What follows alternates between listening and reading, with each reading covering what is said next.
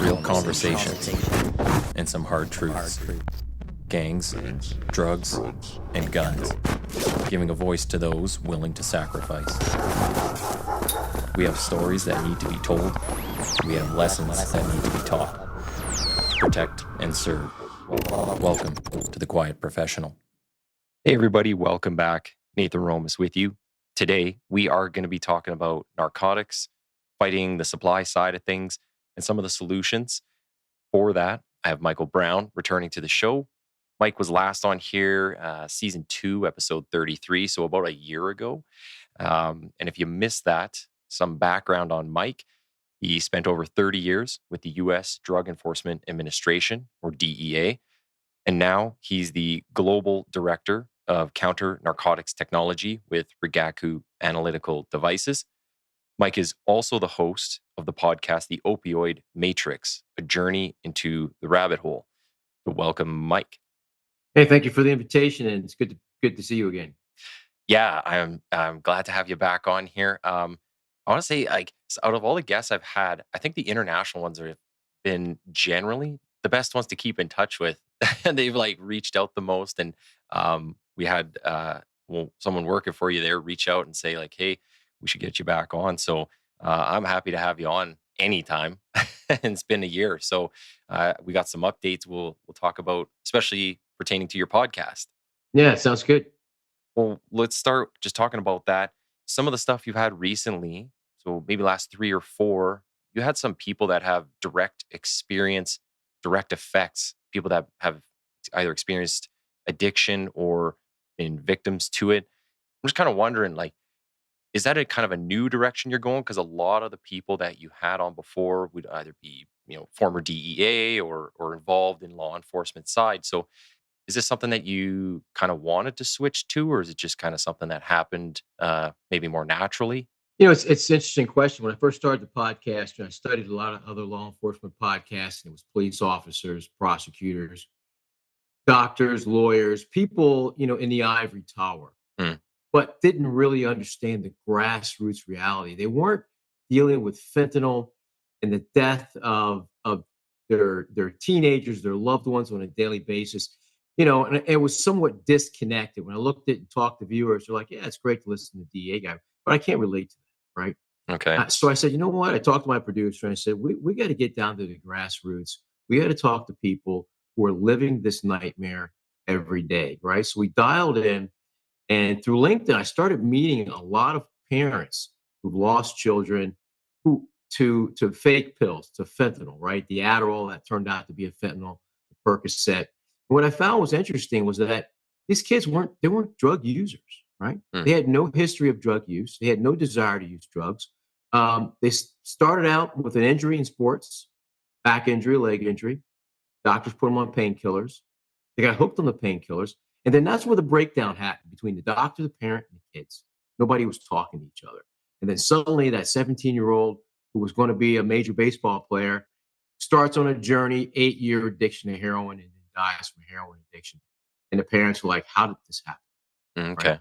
So a lot of these parents have started their own nonprofit organizations, but they're all going in different directions. So part of my goal was to talk to people who really understood what was going on. So other parents and kids, teenagers, teachers in schools could get some insight into how to preemptively get in front of addiction before it happens. The proactive side, yeah. Right? Because we have to be proactive, right? We're all reactive. Oh, I didn't know what my kid was doing. Well, why don't you know what your kid's doing? Yes. Right? You're the parent. You can't be the friend and the parent at the same time. So I shifted the whole focus. I think my last several guests have been parents who themselves were addicted and then were raising a generation of addicted kids, and then it clicked and they got them help. Or look back at their childhood and said, man, my parents put a lot of pressure on me to be a young adult, and that pushed me into it, right? But there's that whole new paradigm, that family paradigm, which so many people have said in the United States and Western culture is breaking down. And that, to me, seems to be the center of gravity where a teen addiction begins, whether it's alcohol, marijuana, and then leads to more serious narcotics, or it leads to trusting their friend who gives them that Adderall that kills them. Yeah. And you had a Canadian guest on recently too, right? I don't have the name in front of me, but Yes, cycling across Canada. yeah. I won't give it. I don't know if he wants me to give his name out, but I'll just say he was a substance user for years, and then woke up and said, "You know what? There's got to be a better way." Jumped on his bike and rode across Canada, not once but twice. Yeah. Now he's part of a huge counter narcotics program working with the government of Canada, bringing awareness to drug addiction.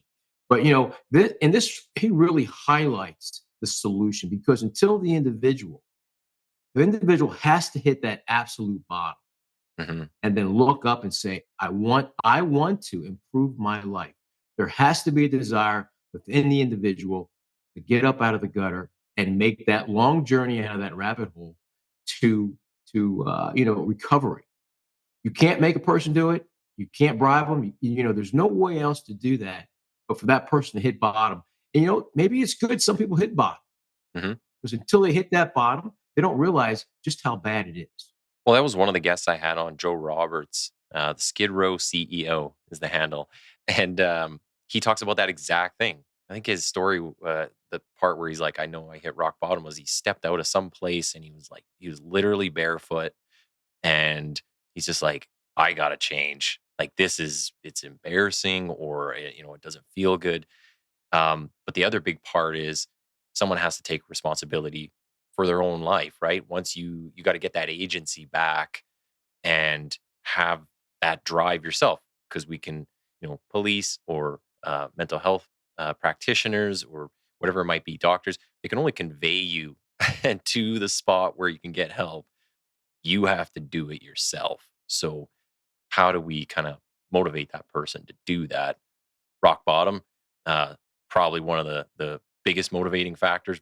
Um, do you think, when you're talking to all these guests as well, and I don't know if you're kind of alluding to it a little bit, but the fracturing of efforts, and this is one of the things that I see a lot here is there's so many groups fighting for, I guess, the same thing or similar, um, but they kind of go in so many different directions, and it's like if you just kind of came together as one and maybe kind of focused your efforts a little bit more, you might get a little more ground. So do you see that, like in the US, where things always kind of are more on the extremes, I guess? Do you see, is it super fractured, all these efforts that people are trying to make? Everybody's got their own, um, you know, organization or whatever it might be.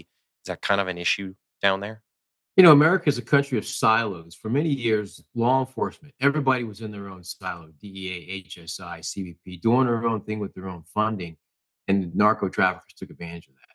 Now, with the nonprofit parental groups, they're all doing the same thing. One parent may be concerned about overdoses in Cincinnati, Ohio, one in New York, one in Chicago.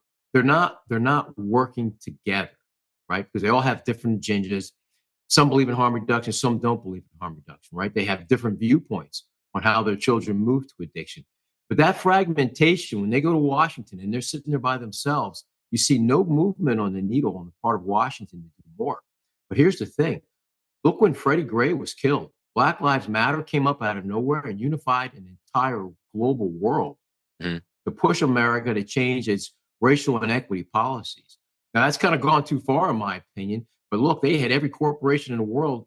We got to have a DEI, a diverse and equity Yeah. officer to make sure we're not racist. It was crazy, the power that Black Lives Matter brought to the table, because everybody, black, white, Asian, unified behind the common cause of police inequity and police abuse. Not that I think it's an out of control problem, but there are certainly those cases, and it only took that one to ignite a tinderbox of unity. Yeah. So if all of the harm reduction for the parental groups, right, the parental groups who have put these nonprofit organizations came together and called it one group with different chapters, that would be like Martin Luther King marching on Washington, D.C. with 100,000 people.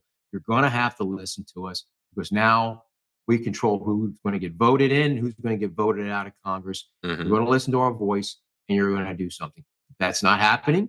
And that's why today 200 people will die at the end of this day due to a fentanyl overdose. And some of those could be teens. You know what? Yeah, you bring up a good point. I think one of the biggest downfalls of society today is the lack of leadership, and we don't have people who can really unify. Everybody's just so divisive, and it's all about the quick calling out the other side or putting someone else's ideas down.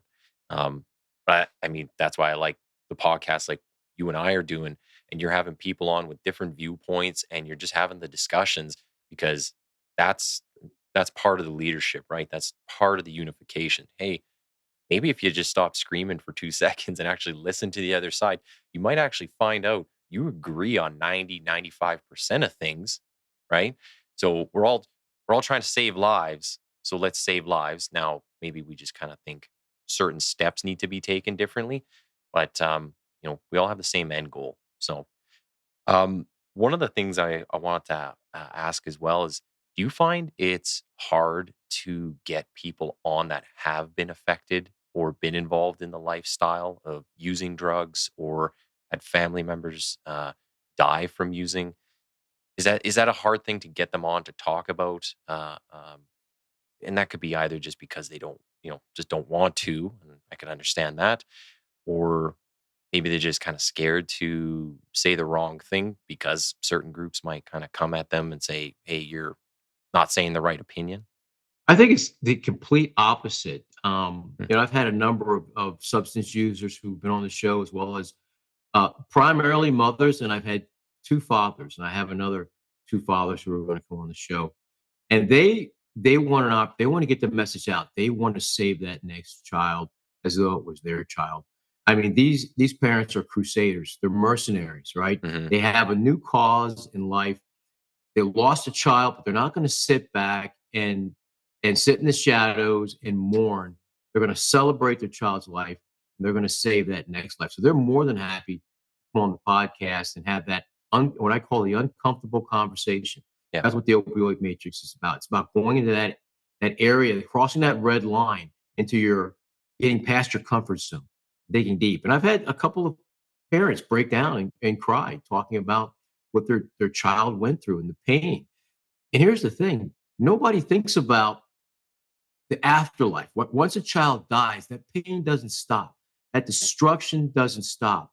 Those parents are now they spent all their money on rehab trying to save their child, and it didn't work. Some of them are now divorced, or you're looking at broken marriages, or they have other kids. Now they're in a psychosis about hoping they don't overdose. Mhm. Right. So the pain and the destruction of substance use far outlives the individual who becomes the victim. Yeah, 100%. And have any of those conversations, any of them really stood out for you? Anything that's really struck you? So, out of any of those guests? Yeah, I had one guest on, and I'll say her name. She doesn't mind. Dr. Christina Utter. That's Utti. She wrote a book called Breaking Infinity, and this was a revolutionary book for me because it really keyed me in on what I think is one of the primary drivers of teens who get caught into substance use, either through prescription or the kid next door who sold them some marijuana or some black mollies or some ecstasy. And Dr. Uter, she came up, migrant family, immigrated from Italy to the United States, but there was difficulty right within the marriage between the father and mother. The father's working all the time; he's never home. The mother's trying to raise two kids. And Dr. Uda, when she was a child, 11 to 12 years old, she felt so much pressure to kind of replace her father, to be there for her mother, Mm. that she became anorexic, right? She became concerned with these external issues. I'm not pretty enough. I'm not smart enough. I'm going to study harder. I'm going to become bulimic. I got to be better to help my mom.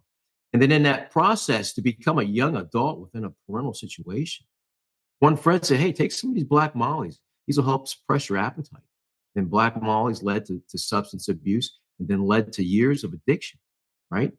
Then her father dies, so her mother dies, and now she's addicted. Her brother was already addicted. He had started a long time ago. He just simply checked out.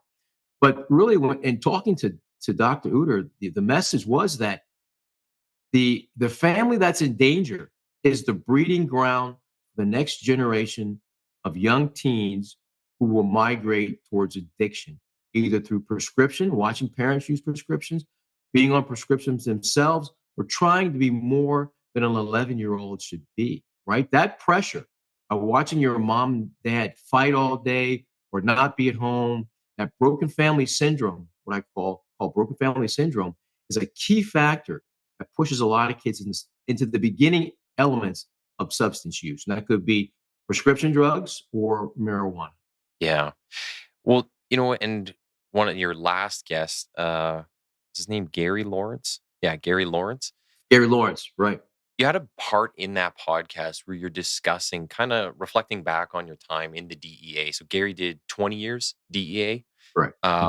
And I kind of got the sense that when you're talking about like, hey, we're looking back at what we used to do, and right now, the situation just seems like it's out of control in this country, and the effectiveness of the law enforcement side. So between the law enforcement side, arrests, putting people through the justice system, and then maybe what you're doing now with the podcast and educating people, do you find one has more of effect than the other? Or do you think it's maybe just simply a change in the times? Or maybe they're just two mutually, exclusive situations, and one has its purpose, the other one has its purpose. So you find one better than the other, or kind of they're their own things? That's a good question. First of all, I'm happy to hear somebody's actually listening to the podcast. Maybe you may be the only one. I don't know.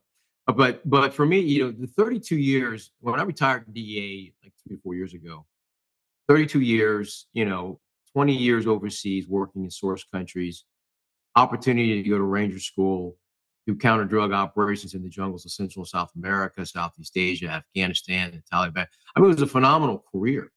And what was important to me is when I retired, I wanted to find a job, where I could keep the links to my law enforcement career somewhat connected. And I didn't know what that was going to be, right? I didn't necessarily want to put a gun on and be a sheriff or a police officer because I've done that.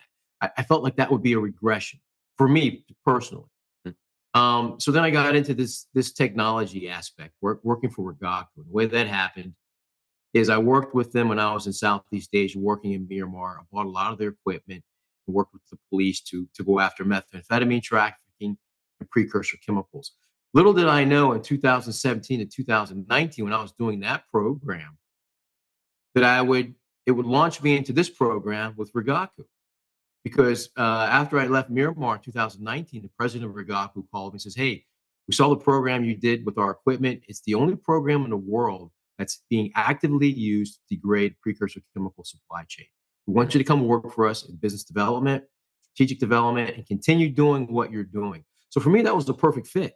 I'm simply going to change hats from DEA to Rigaku and do my headquarters job of program management and strategic development. So it was perfect. So without that DEA background, I would have never thought to do a podcast. I would have never thought to work for a technology company. I have no technology experience. I had to go online, figure out what Raman spectroscopy was. Couldn't pronounce Rigaku. I was saying Rigaku, every other pronunciation but Rigaku.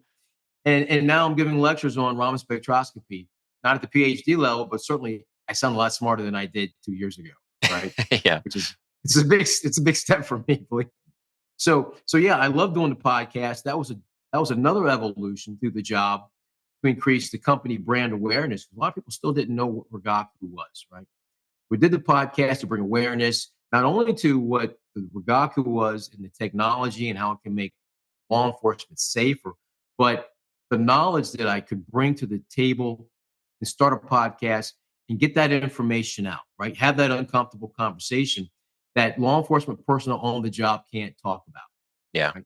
When I was with DEA, I couldn't talk about the fact that precursor chemicals were coming from China to Myanmar with the labels on it. Couldn't talk about the fact that we could have ended that precursor chemical supply chain if we had the right technology. Couldn't talk about the fact that the State Department had bigger agendas with China that didn't include narcotics enforcement, right? It was too far down on the pyramid ladder. So all that you couldn't talk about, but I'm not with DEA anymore. And like a lot of individuals, Derek Maltz, one of my great mentors, he's also retired DEA special operations SAC, Special Agent Charge, and he's out there on the warpath, right? You listen to me and listen to him, we're like east and west. And this guy's at the top pointing the finger. PRC is directly responsible working with the cartels, right? That's the kind of messaging the American people need to hear, the unfeathered truth, the uncomfortable conversation. That's why I love the podcast, what you're doing, what I'm doing, is getting that message out to our listeners that, hey, there's another truth out there. Yeah. But are you willing to listen? Are you willing to hear the truth? Yeah, and that's the thing. I think like everything kind of has its place right now. And certainly this is a new realm for law enforcement, especially if you get people who are willing to, I'll say, put their neck out on the line a little bit and talk about those truths and have the real hard conversations, not the political nice speak. um, Right. but do you think, what you're doing now? You were talking about how like you're into writing articles, and maybe I'll kind of insert this here. If you want to talk a little bit about what you're kind of expanding into, because you're not done with podcasts, so you got a bit of other stuff on the go now. Well, with the podcast, you can only talk about so much, right? But there's so much more to talk about. So some of the folks that I work with say, we got to take a lot of the information that you have that's just sitting in a box. Let's start writing articles. We'll work with you. You start writing these articles, defense contracting, police one. Like, for instance, my last article was about the political mitigating efforts that can be used to degrade fentanyl supply into the United States, right? Talks about the 5 critical capabilities the cartels need, why 4 of those cartel capabilities are untouchable due to political reasons, and why there's only 1 capability that we can touch, but it requires a sacrifice in the trade relationship with the United States and Mexico. And then I posed the question, what's the value of an American life? What's the value of 100,000 American lives as opposed to a $7.5 billion trade agreement with Mexico? Something's got to give, Yeah. right? It's either more lives or we're going to have to sit back and say, we're not that interested in trade. But the problem is profit. A lot of people would push back. A lot of industry would push back. The company that's getting cheap widgets from Mexico is not concerned about your daughter or son who died. They want to get those cheap widgets in to make whatever they're making. Right? Yeah. So the American people really have to draw a line in the sand and say, okay, if this is the only place that we can go for mitigating effort that doesn't include putting boots on the ground in Mexico, because we don't want another Mogadishu, another Black Hawk Down, right? This is in my opinion, this is the only practical way to do it. That's based on 32 years of doing it in the real world. Yeah. Do you think, especially having the conversations with the people that are like parents or somebody who's actually been in the lifestyle of using drugs, do you think they're, or at least I'll say, I see them as kind of like mobilizing a separate army? You get people that are in the front lines of it. Like you said, they're the ones who are experiencing this. You get them out to spread the message because you'll have a certain reach, obviously. And I'm just going to guess, but I would imagine like my show, your show, probably mostly law enforcement listening or people in, like you said, kind of certain silos. But once you get those people that are actually in the communities on the show and they're talking about these things and you can relate with them, right? You can show like the law enforcement side gets what you're saying and we're trying to help. You find that like maybe that's like another group that you can have that you can mobilize and they're the ones that spread the message further, kind of deeper into the roots of the community. Well, it's like any strategy. When you're in law enforcement, you have to have an attack strategy. And I found that to be the same for the podcast. When we started out, we were all over the place with different kinds of guests. And I say, you know what? Look, this isn't making sense. We got it. We have to have a strategy. So we built a base. We brought in, doctors, talk about addiction experts. We brought in some harm reduction people who were more moderate, brought in DEA. And then that built the base. That provided the background. What are narcotics, Mexican cartels? What are the effects of narcotics? And then we brought in the parents, right, who were suffering based on what the cartels were doing, the spread of cartel fentanyl. And then what I noticed is when I bring a parent in who goes on the podcast, they bring all of their listeners to the podcast. Yeah. Right. So it was a force multiplier. So people who would never listen to a law enforcement podcast would come and listen to the Opioid Matrix, which is no longer just a law enforcement podcast. It is an opioid crisis podcast. Yeah. Right. So suddenly I noticed when I look at my metrics, I bring in 12 parents, they bring in each of their LinkedIn people from their group, right? From their opioid interdiction groups or nonprofits. So now everybody's listening to what they have to say. So it's been a great platform for the parents to get on. And I think that's why so many parents want to get on the platform, because obviously, you're in Canada. Your message is going all out to Canadian families who were suffering or could suffer the same things. And of course, my podcast is going out across the United States, talking to parents who are concerned, who either Mhm. have a child in recovery or lost a child, or a child who's slipping into substance use, right? So there's the force multiplier, but there has to be a strategy to the way this is done. Yeah. One of the things I kind of want to get your opinion on too is there's the reversal of policies up in the Northwest US. So they're kind of pulling back on the decriminalization idea. Have you found over all your time with the DEA and even now, and all the people you talk to, because you see things from like a very big perspective, um, that I don't think a lot of people would have the opportunity to. Do you find like maybe one side of the politics is better than the other? I don't know what other term to use, and not trying to get you to No, that's right. get on the political spectrum here, but it's just, and I'll come back to the question. But I'm going to kind of frame it here. So I was looking at a presentation by someone from the Global Initiative. I look at a lot of their articles online. They do some really cool stuff. So it's Jason Ellie. I hope I saying his last name right. He's going to be a guest coming up here soon, and he had this big like heat map of the world. So he has all the continents, and you can see most of the countries. And it just seemed like no matter where you looked, no matter what country, everybody was affected by fentanyl. So the opioid crisis was worldwide, and it's in traditionally conservative countries, and policies that were based on kind of just, hey, we're not going to have any drugs at all. We don't think you should let people have drugs. We shouldn't tell people that it's okay. Um, and that was the more conservative based countries. And I don't want people to think like just conservative in the North American sense. It was conservative as in like Russia and Middle East, those countries. And then you had the more libertarian countries like Canada, like US, Europe. I think they had actually some Central African countries in there. Like everybody was just red, like on fire, doing terrible. So just in my sense, I was like, doesn't seem like anybody has anything, any idea or policies that really work on this.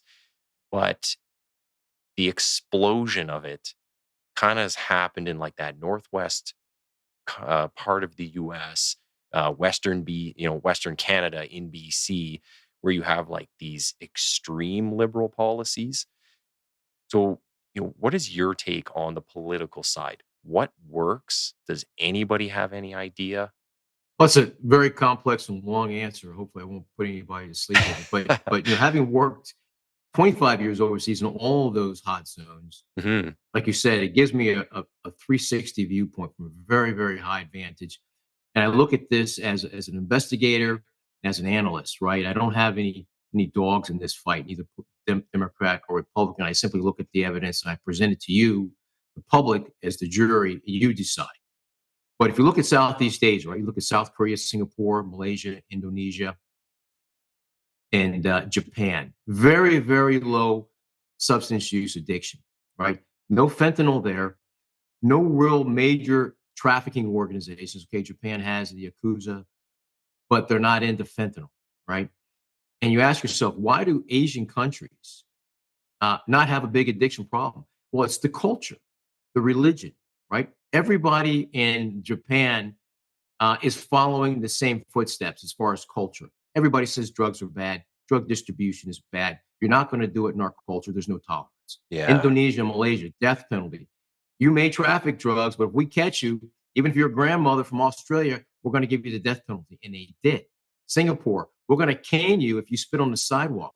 You go to Singapore, you can eat off the sidewalks, right? These Hmm. cultures have set a standard. They said no means no, drugs are bad, criminality is bad, and we're coming after you with everything we have. Now you go to the West, you go to Canada, you go to the United States, we have groups which have now made excuses for bad behavior, right? If you look at Maslow's hierarchy of behavior, bad behavior, if you reward it, becomes good behavior, Hmm. right? So if your dog's running around the house crazy and you give him a treat, he's going to continue to do it. If you discipline him, he's not going to do it. But in America and in Canada especially, we've normalized bad behavior. We said, well, bad behavior is not your fault. It's because you're black, or you were once a slave, or you're white, and you're poor, or you're not rich, right? We have all these excuses now that excuse personal responsibility, right? And so if it's not your fault, well, then we don't really need to fix it. We're just going to treat you because it's an illness, right? So my question, what point does substance abuse become an illness? Does it start when you come home depressed from work and you decide to go do a line of coke to feel better? 6 weeks later, now you're you're suffering from substance use addiction, right? Hmm.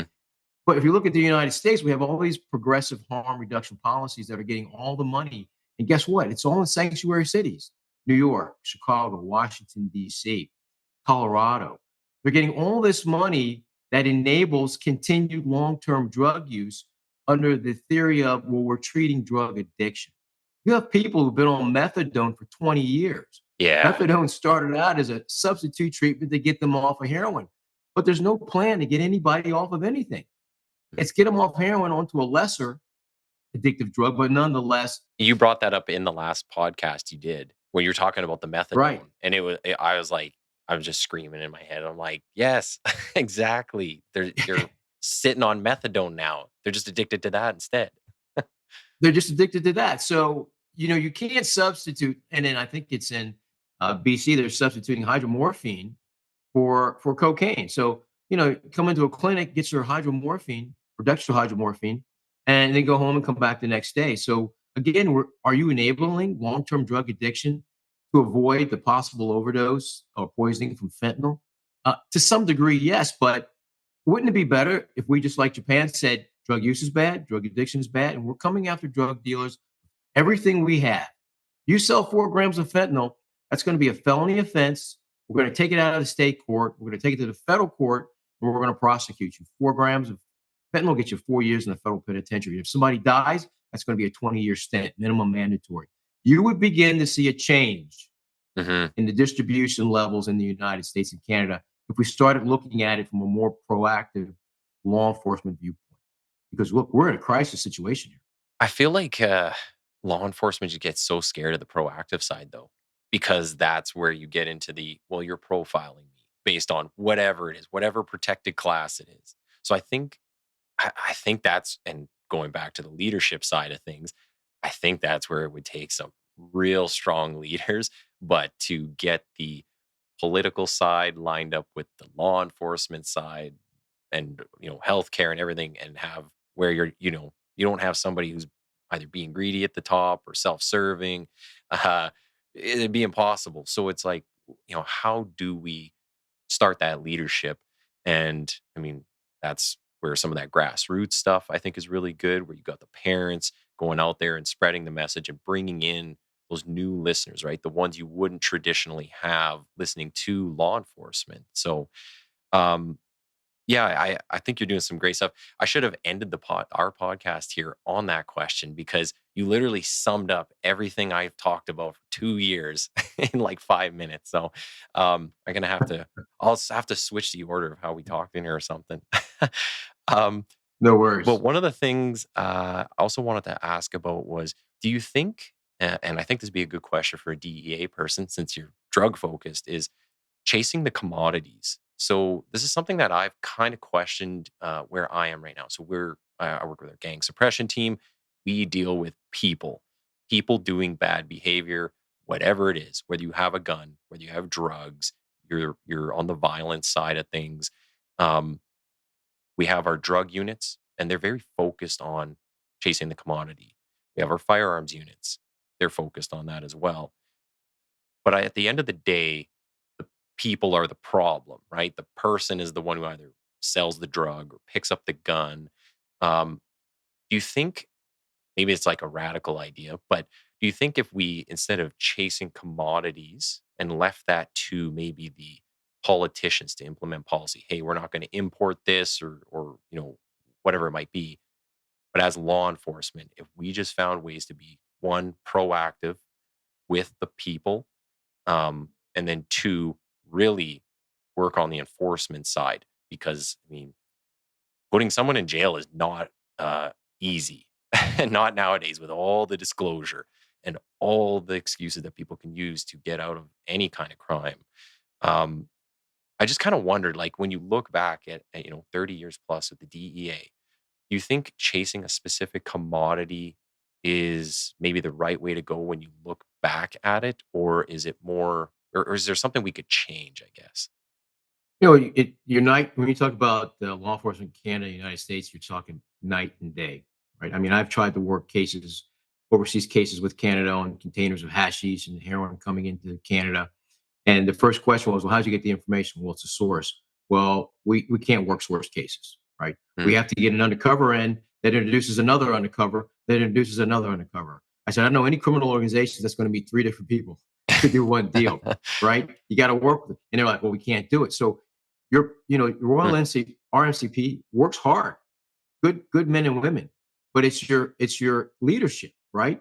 It's your prosecutor's office, it's your politicians who have soft on drug policies, Yes. who are the weak link, I think, in Canada, like in BC. All these provinces, they do things differently. They're like a state within a state. So if BC can do whatever they want because their general population supports the drug supply, then they're going to have a drug supply, Mhm. right? There's no top-down leadership. It's fragmentation. We have the same thing in the United States. Sanctuary cities, in your last question, you talked about bringing people together. If you're a parent who had a son who died in New York State because of fentanyl, you're not going to get anything done because that's a sanctuary city. They are absolutely anti-law enforcement, right? Yeah. You could be a criminal arrested for murder. They're going to let you out with no cash bond. Look at the explosive crime rate in New York City. Chicago still has an average of 14 shootings every weekend, right? 6 of those people died. The other people who were shot didn't die because the crooks were bad shots. So there's one silver lining there, Yeah. right? But if you go to California, sanctuary city, they openly say we're going to disobey federal law, right? And they're allowed to do it. That's the problem. The federal government needs to step in and say, all right, well, there's no more funding for school, for anything. We're cutting you off Yeah. until you come in line with the regulations. So if the federal government in the United States and Canada are allowing states and provinces to simply thumb their nose at the law, can't do that in Japan. Can't do that in South Korea or Singapore. There's one law, federal law, and if you're not obeying it, then there's going to be a problem. So, the problem now, and you say I don't like to go into the political conversation either, but now the problem is the politics. The problem are the people at the top who are not addressing the problem, in my opinion, with an honest viewpoint. They're looking for an excuse not to do it. Well, in the politics, it's almost impossible to not involve politics, no matter what you're talking about, because 100%. they got their 100%. fingers in everything. Even though they're supposed to be, police commission buffers or whatever it might be, depending on the Sure. agency. Uh, it works to an extent, but there's still ways to exert the pressure, and we've seen that in Canada with we've had our mass shooting on the East Coast, where there were some questions about whether the federal government was um, promoting some gun policies that, and using the RCMP for that. We see it in the local politics when it comes to the drug policies, and whether we want to have zones where police can't go in, and it's like, okay, so the drug dealer just stands over this line Right. and now he's Mhm. home free. Like that doesn't make sense. So it just seems like craziness. Well, I mean, is Canada not watching the failures of the United States and then choosing to repeat those failures? Yes. Right? I mean, Colorado's Bill 110. 3 years ago, I said that's going to be a disaster. They're going to have to pull it back. People after me. So, no, this is progressive. We know what we're doing. Overdose rates went up. Cartels set up shop in Colorado. It became a drug users' paradise. Yep. Right? People homelessness on the street. And then suddenly, the people who supported the program were like, maybe we need to rethink this and pull it back. So while they're pulling it back, Rhode Island's trying to initiate the same program. I'm like, are you people not looking and talking to each other? Yeah, it's mind blowing. Yeah, it absolutely makes no sense whatsoever. Yeah. Just kind of coming up to the end of the time here. I heard you were out traveling recently, and I was wondering, like, did you pick up any? Because you were in the Middle East, at, like a police conference. I was in Dubai at the Dubai Police Summit, which is probably the Super Bowl of law enforcement vendors, all the new technology, both military and law enforcement. Yeah. Yeah. Anything, kind of just talking about solutions or anything coming down the line that you see that's like promising, anything for law enforcement or anyone? Dude, let me just tell you, we have all the tools we need to end drug trafficking Mm. by the end of the week. What we don't have is the policies and the individuals to get it done. Every country's got a different agenda, a different motive. That's the problem. Again, it's all about silos. We're all in silos complaining about the same problem, but we refuse to come together and work on a solution because narco trafficking is a global problem. Sinaloa cartel is networked all over the world. Jalisco cartel networked all over the world. So here's my question. How can transnational criminal organizations work in such harmony when the civilized Western world can't? Yes, That's how we're losing the war on drugs and terror. 100%. I would encourage people to listen to your most recent podcast with Gary Lawrence, just talking about how the money flows Absolutely. and some of the stuff he brings up in there. Man, that was for me, that was a very powerful conversation to listen to. And I'll be echoing that there on social media here soon. So, yeah, we're just at the end of our time. I want to remind people to go and follow, like, comment, share the message because it's the only way we're going to help people out. So for both the Quiet Professional and the Opioid Matrix, and I'll put up links for your show when I get the episode description up. But yeah, if I'll get you on here again because I love having you on. You got some great information, great guests. So yeah, no, thanks for coming on. Yeah, I want to invite you to the opioid matrix too, so we can. I think it's important we continue the conversation because people need to hear the reality.